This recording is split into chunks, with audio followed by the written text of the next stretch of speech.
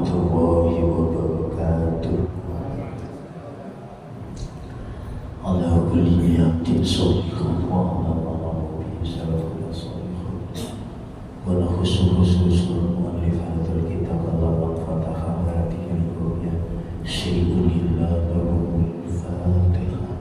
A'udzu billahi minasyaitonir rajim. Alhamdulillahi rabbil alamin. Iyyaka na'budu wa iyyaka nasta'in ihdinas siratal mustaqim siratal ladzina an'amta 'alaihim ghairil maghdubi 'alaihim waladdallin.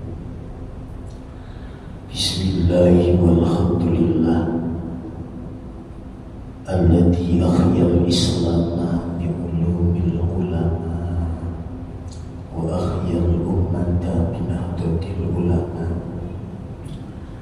Asyhadu an la ilaha illallah wahdahu la syarika lah wa asyhadu anna sayyidana wa maulana Muhammadan abduhu wa rasuluh.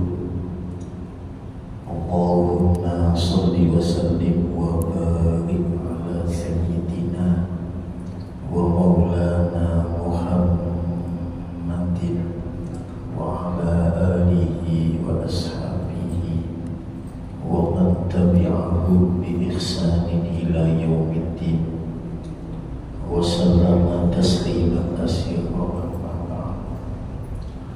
Wa qala azza min qa'il a'udzu billahi minasyaitonir rajim. Bismillahirrahmanirrahim. Innas salata kanat 'alal mu'minina kitaban mawquta. Al-ayat sadaqallahul azim.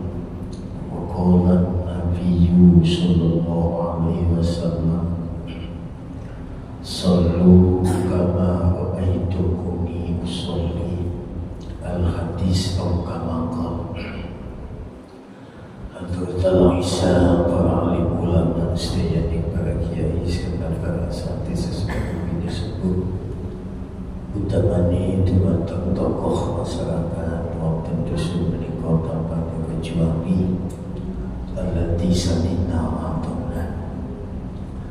Kita bersyukur dumateng takmir masjid Raudhatul Jannah ingkang kula sangat hormati, ugi sedaya pengurus masjid ingkang kula sangat hormati, anak-anak remaja masjid yang saya banggakan, hadirin sedaya jamaah ingkang rawuh, baik bapak, ibu, anak-anakku semuanya yang dirahmati oleh Allah. Pertama-tama akan diizin surgawitanipun Allah Subhanahu wa ta'ala.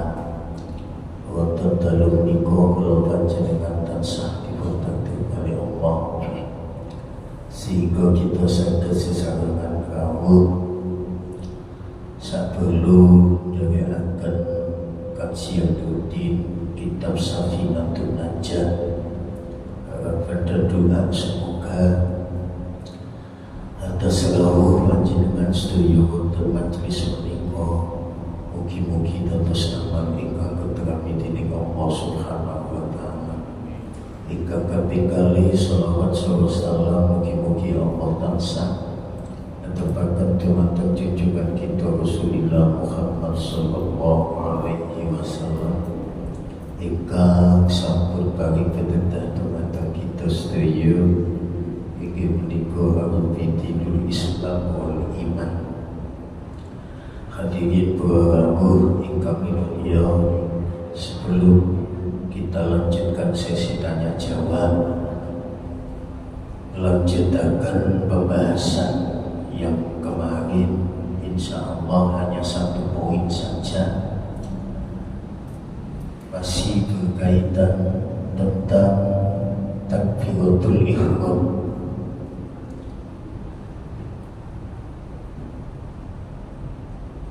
Yang dimaksud takbiratul ihram itu apa? Rukun yang menjadi tanda dimulainya sholat. Mila diarani takbiratul ihram karena dengan takbir tadi segala perbuatan yang sebelumnya boleh menjadi tidak boleh.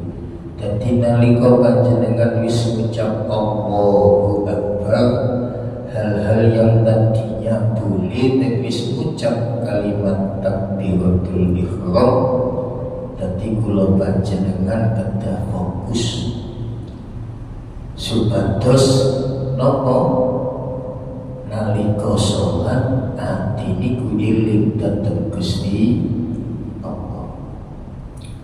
Mila syarat takbiratul ihram kemarin sudah saya sampaikan, termasuk di antaranya syaratnya wonten 16. Kenapa saya baca kitab Safinah? Karena pedoman dasar mengenai kaifiyah sholat iki kadang sangat keterangan-keterangan yang berkaitan tentang sholat.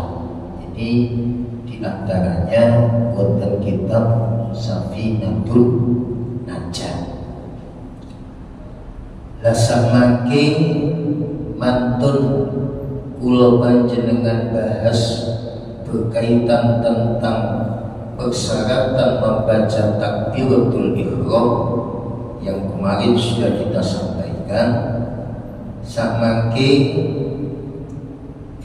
beberapa hal yang harus kita perhatikan lagi nalika ucap Allahu Akbar. Ini wajib memperdengarkan suara takbir untuk dirinya sendiri. Tadi pun meneng mawon minimal nalika ngucap Allahu Akbar telinga kita terdengar.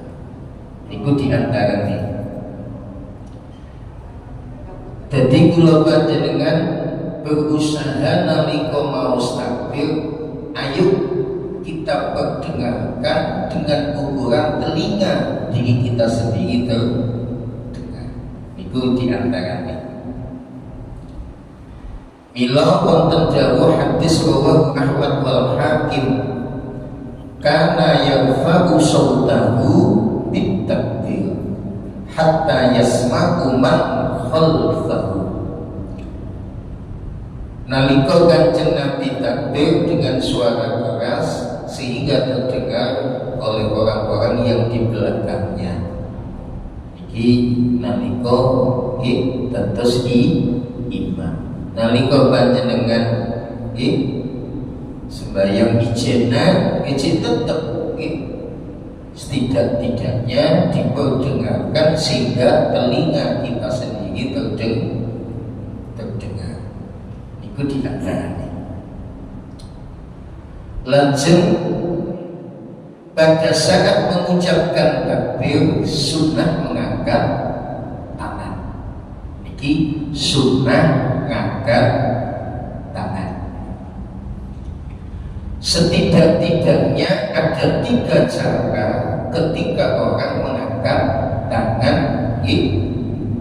Siji diantaranya mengangkat tangan sejajar dengan 2 daun telinga.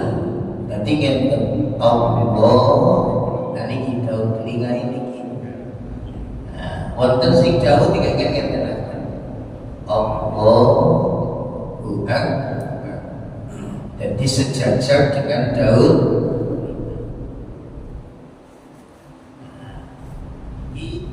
Yang pertama, mergo berdasarkan hadis rawahul Muslim an Malik ibnil Khuwaiis anna Rasulullah sallallahu alaihi wasallam kana idza kabbara rafa'a yadayhi hatta yuhadiya bihima udunayhi. Nalika Kanjeng Nabi takbir, bila selesai bertakbir, beliau mengangkat kedua tangannya hingga kedua tangannya sejajar dengan kedua telinganya. Tadi kegagetnya Allah. Itu yang pertama. Lajeng posisi yang kedua wonten riwayat Malik mengangkat tangan sejajar dengan pundak. Ini sejajar dengan pundak. Ingat, sejajar dengan ini. Karena pakai pilih sing pundi, ini sejajar dengan daun. Kalau ngomongnya tidak apa-apa. Jadi ada riwayat mengangkat tangan ketika takbiratul ihram sejajar dengan pundak. Ini termasuk hadis riwayat rawahul Bukhari anna Abdullah bin Umar radhiyallahu anhu qala ra'aitu Nabi sallallahu alaihi wasallam iftataha takbir fi shalah fa rafa'a yadayhi hina yukabbiru hatta yaj'aluhuma hadwa mankibaihi. Jadi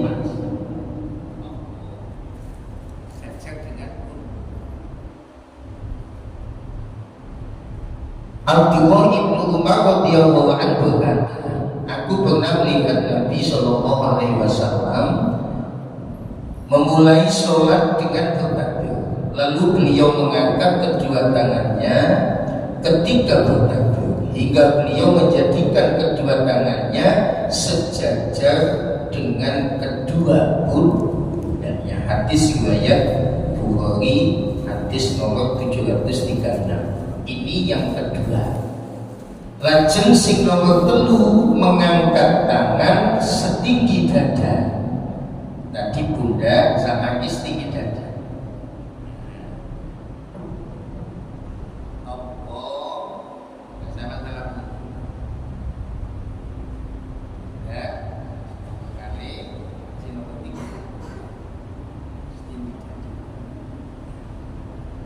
Nomor berdasarkan hadis qala Abu Dawud wa rawa baqiyatu awalahu an Ubaidillah wa asnadahu wa rawahu as-Saqafi an Ubaidillah aw qafahu an Ibni Umar qala fihi wa idza qama min rak'ataini yarfa'uhuma ila sadyaihi wa hadha huwa as-sahih qala Abu Dawud rawahu al-Lais ibnu Sa'id wa Malikin.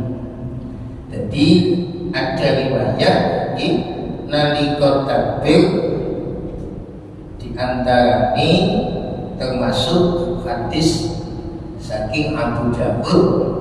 Beliau berkata Baqiyah meriwayatkan pengulangan hadis dari Ubaidillah, lajeng menyatakan bahwa hadis ini As-Saqafi juga meriwayatkan hadis saking Ubaidillah. Lajeng yang ketiga Ibnu Umar ketika Rasulullah berdiri dari beliau mengangkat kedua tangannya sampai menempel ke puting susu beliau. Ini riwayat yang sahih. Jadi ada tiga cara. Lajeng nalika takbir kedah diangkat, posisi semua jari diluruskan, tidak ada yang menggenggam atau diposisikan melengkung. Ada riwayat yang semacam itu, tidak terlalu rapat dan tidak terlalu renggang. Idza dakhala fi shalah rafa'a yadayhi maddan. Beliau ketika mengangkat kedua tangan dengan membentangkan jari-jarinya.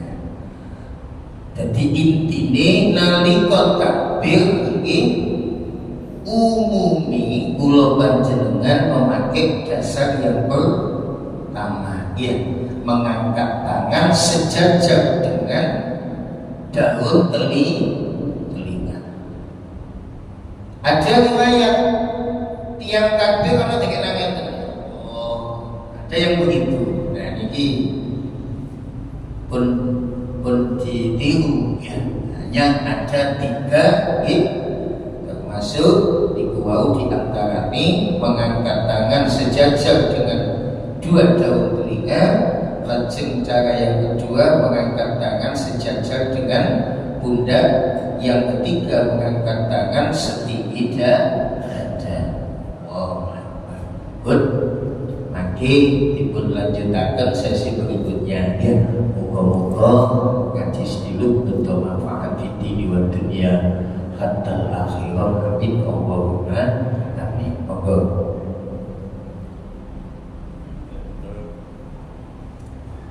Terima kasih Ustaz kepada para jamaah yang nanti akan saya bacakan 3 pertanyaan yang kemarin sudah ditulis. Mudah-mudahan waktunya bisa nutup, dan apabila nanti waktunya masih ada sisa, barangkali jamaah ingin langsung bertanya kepada Ustaz, monggo. Dan saya mohon maaf tadi saya nggak bawa kacamata, jadi saya mohon maaf kalau nanti saya bacanya agak kesulitan. Ini ada pertanyaan yang pertama yang kemarin Rabu ketiga itu Rabu keempat. Mohon maaf Ustaz, kami minta penjelasan. Sholat berjamaah mendahului imam atau membarengi imam, sujud dan rukunnya apakah sholat itu sah atau tidak? Sholatnya itu sah atau tidak? Jadi ini pertanyaan yang pertama Ustaz. Mungkin langsung dijawab Ustaz barangkali. Oh, tambah lagi saya. Oke. Saya tambah lagi pertanyaan yang kedua. Jika kita makmum kepada orang yang sedang sholat, berdiri kita yang benar itu sejajar kepada orang yang kita makmumi, atau seperti kalau makmum sholat jamaah orang banyak. Jadi apabila ada kita sholat atau sholat kita, apakah sejajar dengan imam yang kita ikuti Ustaz ini? Pertanyaan yang ketiga kami lanjutkan. Pada saat gerakan sujud yang benar, tangan dulu yang menempel di lantai atau lutut yang dahulu? Yang kedua, pada saat sholat subuh tertinggal 1 rakaat, terus di rakaat yang terakhir apakah kita masih membaca 20? Terima kasih Ustaz. Terima kasih atas pertanyaannya. Untuk pertanyaan yang pertama ini berkaitan tentang hal-hal yang bisa membatalkan sholat. Pertanyaan pertama, kami sebagai makmum kadang mendahului imam sampai berapa kali tadi? Tidak disebutkan Ustaz. Tidak disebutkan. Nah, sujud dan rukunya mendahului imam Ustaz. Ya. Jadi hal-hal yang perlu kita ketahui ketika kita menjadi makmum, usahakan jangan sampai mendahului gerakan imam. Andai kata kita itu kadang nggak sengaja, kok moro-moro kadang imam belum sujud kita sudah sujud. Kata Zuhdi Ustaz, bahkan berulang-ulang dan berulang-ulang. Nah, ini termasuk berkaitan tentang hal-hal yang membatalkan sholat. Ini yang ke-9, mendahului imam di 2 rukun fi'li, yaitu rukun yang berupa gerakan yang berurutan secara bergantian, ya, dan dilakukan tanpa ada udzur. Jadi mendahului imam di 2 rukun fi'li, ojo sampai ya melebihi dari 2. Andai kata kita melebihi bahkan sampai 5, maka sholat kita dianggap batal. Karena ukurannya ya hal-hal yang membatalkan sholat yang nomor 9 itu ada keterangan mendahului imam di 2 rukun fi'li. Kemarin sudah saya sampaikan dari takrif sholat secara bahasa ad-du'a, secara istilah kemarin sudah sampaikan sesuatu yang diawali dengan takbir, diakhiri dengan salam dengan syarat-syarat tertentu. Dari definisi seperti itu muncul istilah rukun qauli, muncul istilah rukun fi'li. Lah rukun qauli niki termasuk rukun sing bangsa ucap. Sing wajib dalam sholat niku siji takbiratul ihram. Itu masuk rukun qauli. Lajeng sing nomor kali maos Fatihah. Lajeng sing nomor 3 tasyahud akhir. At-tahiyyatul mubarakatus sholawatu thayyibatun lillah. Assalamu alayka ayyuhan nabiyyu wa rahmatullahi wa barakatuh. Assalamu alayna wa ala ibadillahis sholihin. Ini wajib. Lajeng berikutnya mau sholawat. Allahumma sholli ala sayyidina Muhammad. Lajeng sing nomor 5 salam. Lah ini sisanya hukumnya sunnah. Bila kemarin saya kaitkan dengan pertanyaan jamaah kados pundi Ustaz, wonten tiyang boten fasih jadi imam. Itu bisa kita perjelas kembali pertanyaannya. Nopo yang gelem dadi imam bisa jadi karena tidak ada yang lainnya. Bisa jadi karena robot kepingin jadi imam. Pembahasan ini kalau sekiranya tidak ada lagi dan status imamnya tadi status ummi, belajarnya sudah mungkin ketua dan belajar saja ya wis belajar suwi. Cuma wis mboten niku model kados pundi.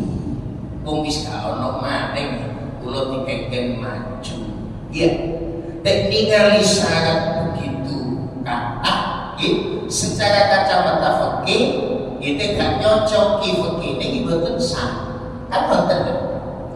Tapi mergo piyambake niku gak ono maneh selama tidak fasihnya itu tidak sampai merubah makna, menambah lafaz Al-Quran, masih bisa dimaafkan, hukumnya tetap sah. Tapi tidak fasihnya dia sampai merubah makna, maka hukumnya tidak sah. Ini ada kaitannya dengan merubah atau maca bismillah dan bismillah. Ini kan di tempat. Jadi cara tidak maksudnya ini kita masuk ihdinas siratal mustaqim. Dekat kuat ya. Dan sama langsung nyanda tol mustaqim siratal ladina. Tidak boleh tol. Ini bocor maneng lah. Ihdinas siratal mustaqim siratal ladina. Jadi ternyata itu memang ada ilmunya. Apa fakih itu sekaku itu tidak? Bukan ningali syarat jadi imam. Ini termasuk di antara ini sikuro wong sing ahli fasih maca Al-Quran. Ya, ini sikuro. Kok podo-podo nake sing ahli maca Quran nggak cukup hanya bisa baca, memahami makna Al-Quran. Sing ahli, sing nomor ahli. Sing nomor 3 yang lebih dulu hijrah bersama Rasul. Bersama sekarang hijrah sing paling tuwa. Nah niki diantarane bila teknis gak ono kok kemudian dia jadi imam selama bacaan Fatihahnya tidak sampai berubah makna dihukumi sah. Tapi selama bacaan Fatihahnya sampai berubah makna atau menambah, maka hukumnya tidak sah. Itu secara kacamata fikih. Dan itu diantaranya Bila ayo lamuno panjenengan berusaha wis netepno imam maktuban, setidak-tidaknya ngaji bareng berkaitan tentang bagaimana agar sholat kita sah di mata fikih. Monggo. Lajeng pertanyaan sing nomor kali berkaitan tentang yang kemarin ditanyakan sujud sahwi. Sing nomor kali ini apa jenengan? Pertanyaan yang kedua, jika kita makmum kepada orang yang sedang sholat, berdiri kita yang benar itu sejajar atau berdiri kita ini sama dengan pada waktu sholat berjamaah orang banyak, Ustaz? Itu maksudnya takon ngadeki posisinya apa yang posisi berdirinya, Ustaz. Mengenai tentang posisi berdiri, ini ada hal yang perlu diperhatikan. Pertama, posisi kedua kaki diluruskan, lajeng direnggangkan. Kenapa kok direnggangkan? Karena ada riwayat hadis saking An-Nasa'i, akhbaruna Amr bin Mu'awiyah haddatsana Yahya an Sufyan bin Sa'id as-Sawri an Maisarah an bin Hal bin Amr wa an Abi Ubaidah anna Abdullah ra'a rajulan yusalli qad saffa baina qadamayhi faqala khalafa sunnah walau waqa bainahuma kana afdal.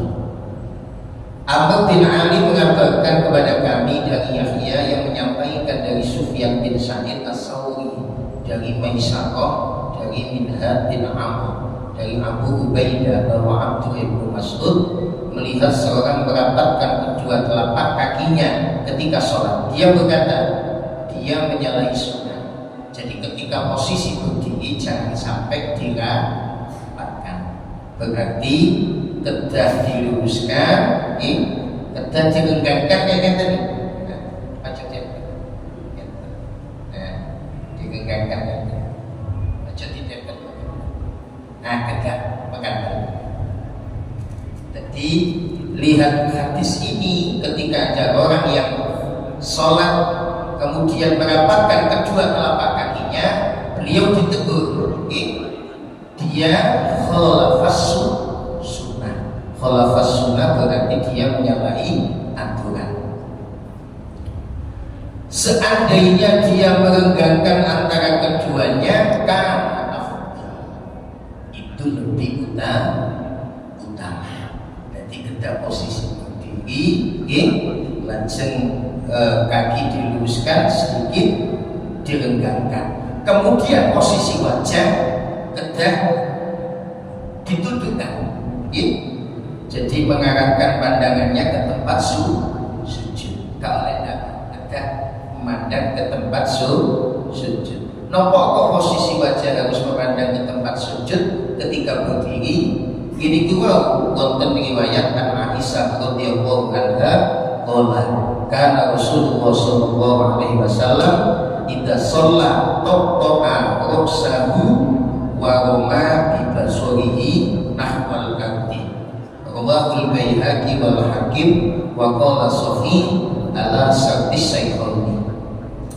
Dari Aisyah radhiyallahu anha berkata, saat sholat Nabi sallallahu alaihi wasallam biasa menundukkan kepalanya dan mengarahkan pandangannya ke bumi atau ke tempat sujud. Jadi pada saat posisi berdiri sudah selesai, pandangan mata harus ke tempat sujud.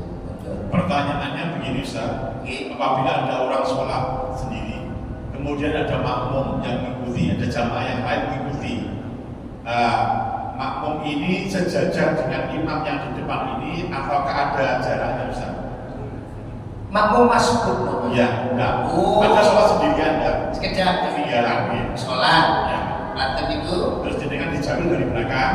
Tidak ada orang yang ikut sholat jenengan, katakan itu. Di mana? Berdirinya posisinya di mana? Posisi kanan kalau itu. Kanan dulu. Iya, betul. Terus jaraknya? Jaraknya jangan terlalu jauh. Jangan seperti kita yang orang banyak agak ke depan. Posisi Jadi kanan. jaraknya nggak terlalu jauh ke belakang. Agak boleh agak separuh. Karena jaraknya sedikit. Iya. Oke. Sudah Ustaz, saya lanjutkan.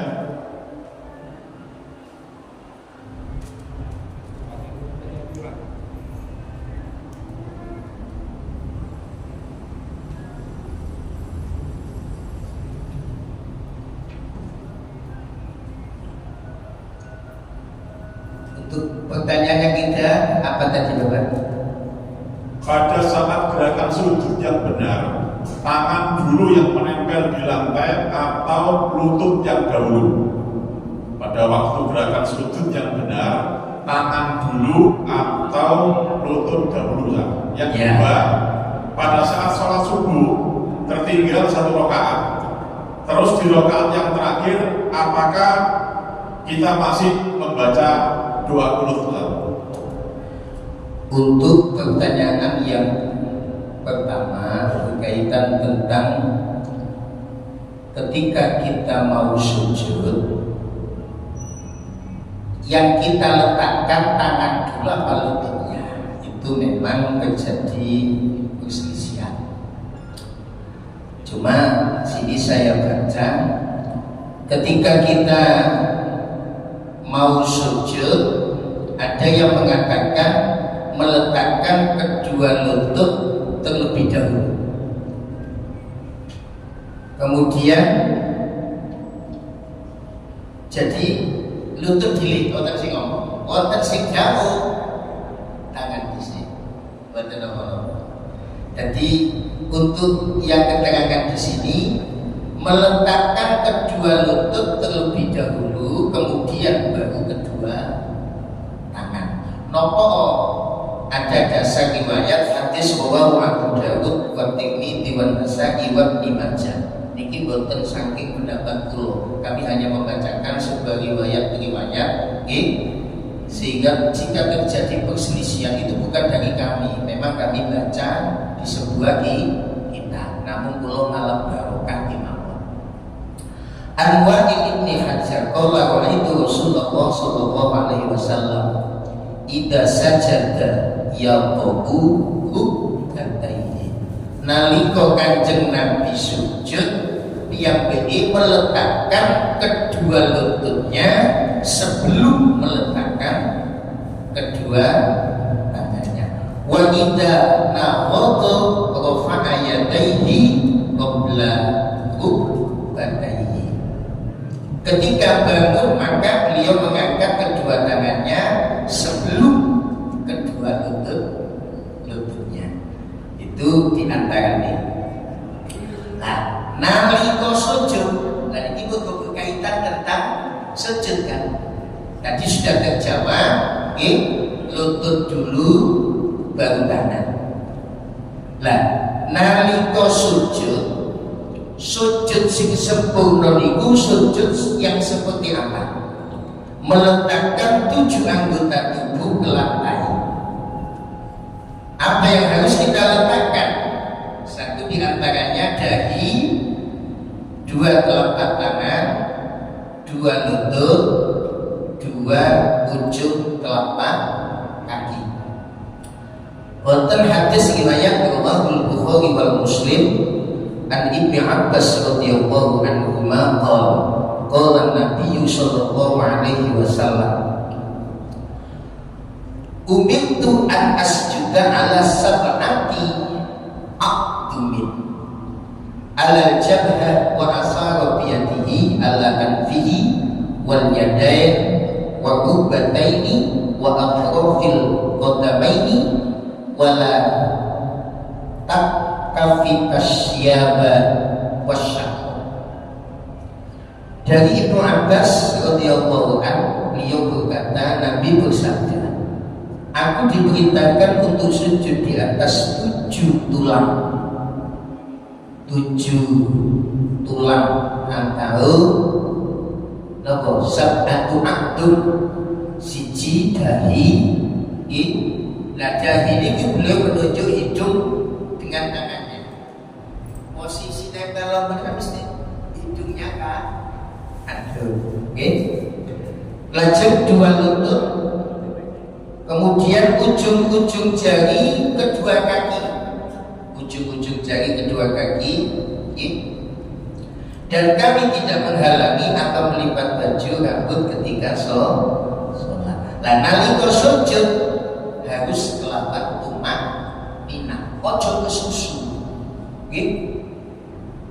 Jadi posisi tumak nina harus kita perhatikan nalika rukuk, nalika sujud, ojo sampai boten tumak nina. Tumak nina niku ukurane bikotri kalimat subhanallah.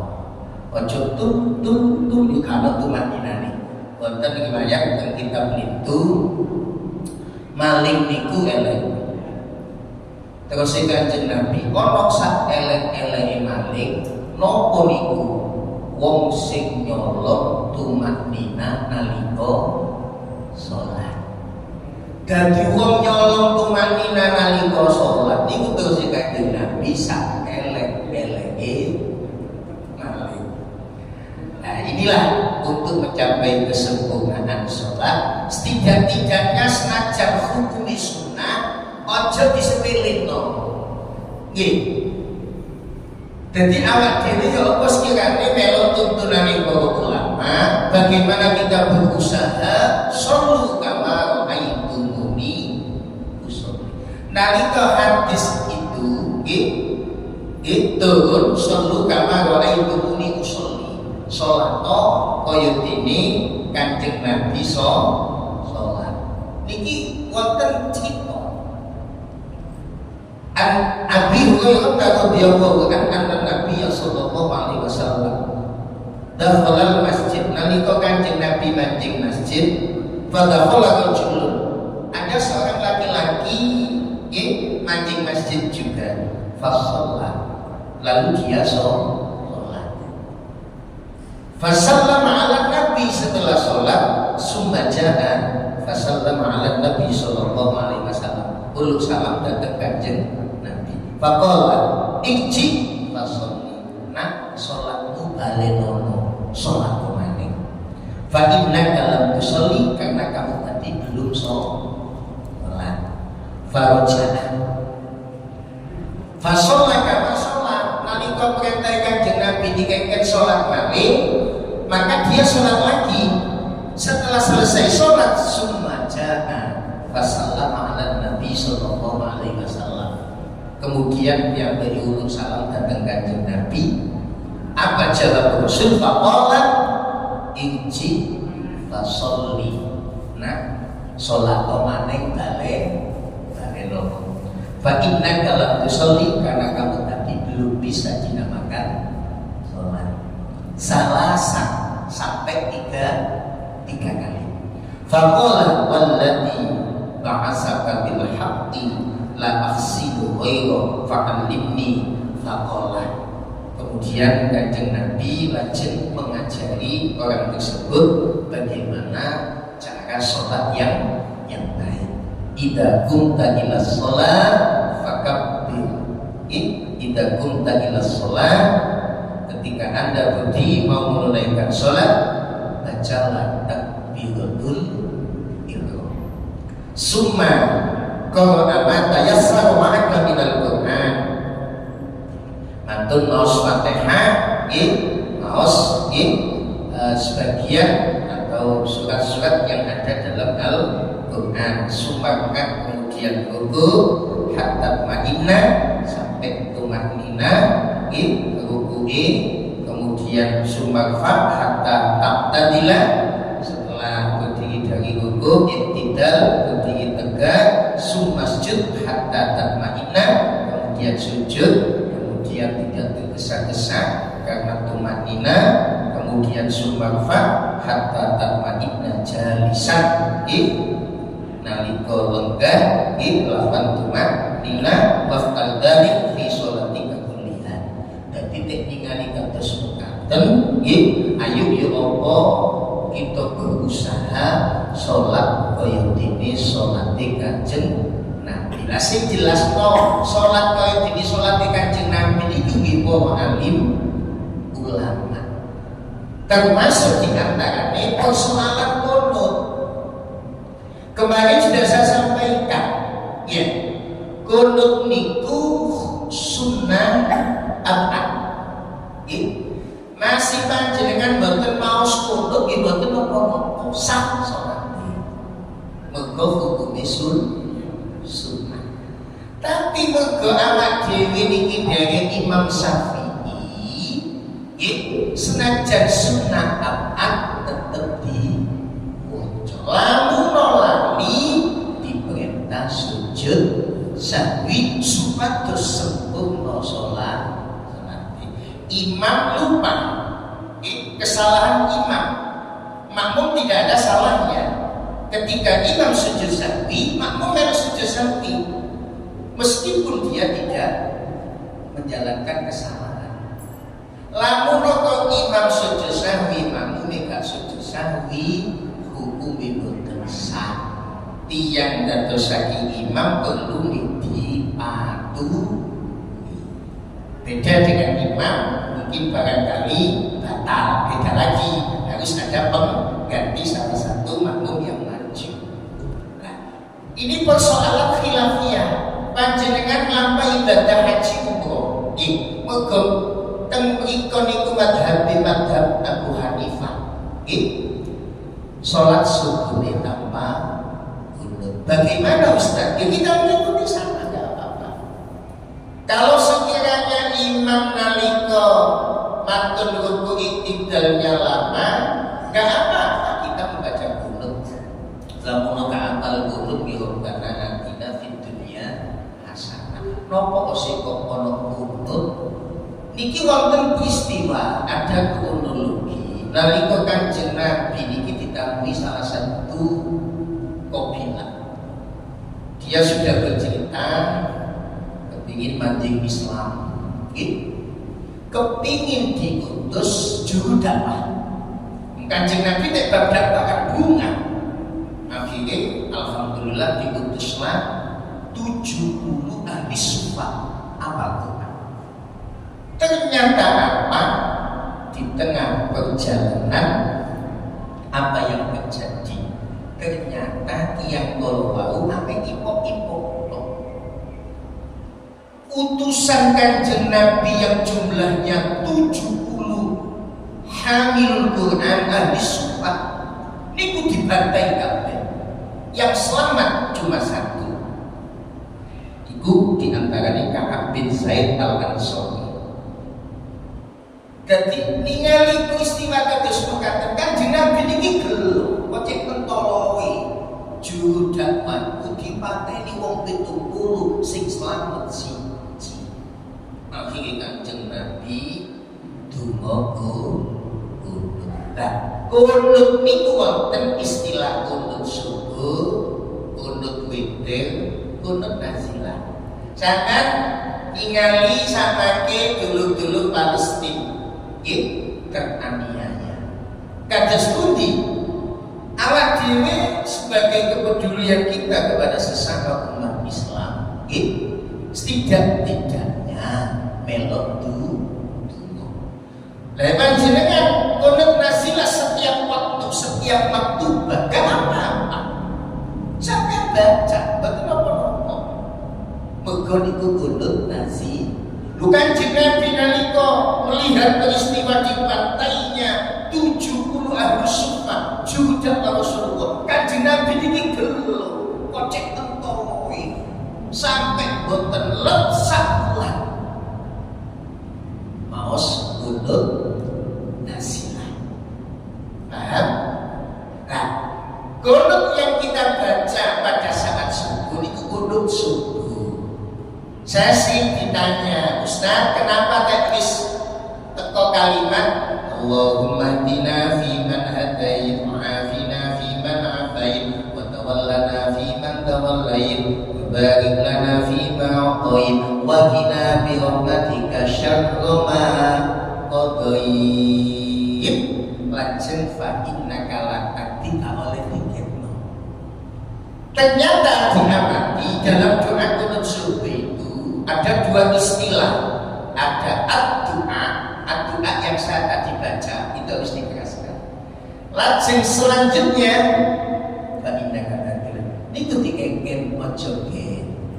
Niku asana pujian sehingga tidak boleh dikeraskan. Nah, mantun selesai tek sampean turut nasilah paling tidak ngomong nang mampu. Ojo menengari. Lah kok kunut nasilah isa dadi fitnah imam stres. Mosok isa ora kunut subuh. Sama saja ya, para jamaah mati kunut nasilah. Mantun kunut dibaca Allahumma takhassana bidil izzati wal jabarut wa tasamna bi rabbil mulki wal malakut wa tawakkalna 'alal hayyil ladzi la yanamu wa la yamut isrif anna hadzal bala isrif anna hadzal bala dungane dibalik sing epek-epek dingetenaken isrif anna hadzal bala wal waba wal fakhsha wal munkar wasrif al mukhtalifa wa taqul wal mihan wal fitan ma dhara minha wa ma batan min baladina hadha Indonesia khassa wa min sa'iri buldanil muslimina 'amma innaka ala kulli syai'in qadir. Nah, ajeng dengan mereka niku jenenge kunut nasilah berkaitan tentang tanya tadi. Kados itu Ustaz kalau menangi satu rakaat melok kunut untuk berikutnya apa gak kunut tetap kunut. Tetap kunut. Muga sampun habis. Satu tak, apabila ada makmum yang ketinggalan dan masuk kemudian baca Fatihahnya kurang, gimana? Lihat-lihat masbuk itu wong sing tidak ada kesempatan membaca Fatihah pada saat dia mengikuti imam. Waladhdallin amin. Sama cukup cepet langsung maca napa? Qul ya ayyuhal kafiruna langsung dugi Allahu akbar. Wis kali maca doa kita Fatihah. Kok ini wis ditutup tengah-tengah bani ini kok langsung ruku ya wis melo ruku iku ditanggung Fatihah kali imam.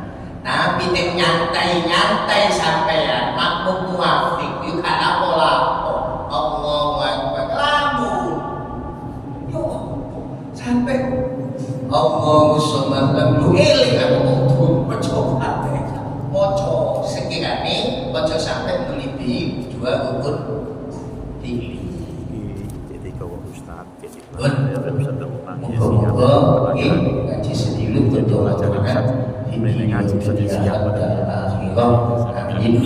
Allahumma amin. Allahumma sholli wa sallim wa barik ala sayyidina Muhammad walhamdulillahi rabbil alamin. Allahumma anfa'na bima 'allamtana wa 'allimna ma yanfa'una wa zidna ilman nafi'ah wa zidna ilman nafi'ah wa zidna ilman nafi'ah. Rabbana zalamna anfusana wa illam taghfir lana wa tarhamna lanakunanna minal khasirin wa tub 'alaina tawwabur rahim. Rabbana atina fid dunya hasanah wa fil akhirati hasanah wa qina adzabannar. Subhana rabbika rabbil izzati amma yasifun wa salamun alal mursalin walhamdulillahi rabbil alamin. Wassalamualaikum warahmatullahi wabarakatuh.